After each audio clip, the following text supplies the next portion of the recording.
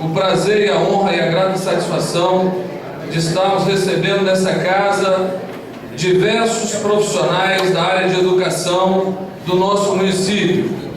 E isso é motivo de muito orgulho, onde nós sabemos que a participação da população e dos trabalhadores em gerais, acompanhando as nossas sessões, significa a importância dessa casa nos rumos de algumas políticas no nosso município. E não podemos nos furtar a estar colocando essa Câmara a serviço do nosso município, vereador Arnaldinho, onde nós sabemos que o pilar principal de qualquer sociedade passa pela educação. E o município que não respeita a sua educação não merece respeito dos seus cidadãos. E nós sabemos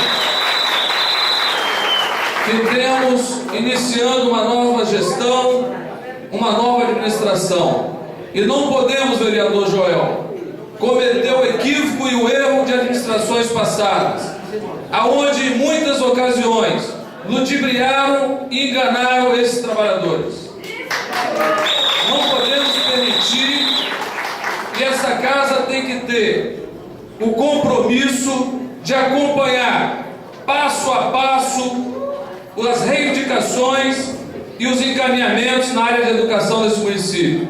Eu, como presidente da comissão, senhor presidente, dessa casa, nós entendemos que junto com o vereador Ricardo Chiabai, com o vereador Andinho, que também faz parte dessa comissão, estaremos atentos, através da comissão de educação, trazendo para essa casa cada ponto discutido com o secretário de Educação e com o Executivo sobre a pauta apresentada pelos professores através do seu sindicato de representação, que é o SINDUPS. E também lembrando, senhor presidente, que foi assinado pelos dois últimos candidatos que disputaram a eleição em 2012 uma carta compromisso, aonde a gestão que ganhasse iria assumir aqueles pontos daquela carta.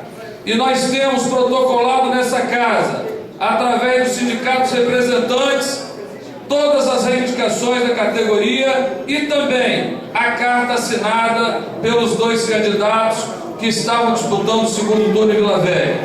Peço licença à mesa para que eu possa ler o documento protocolado nessa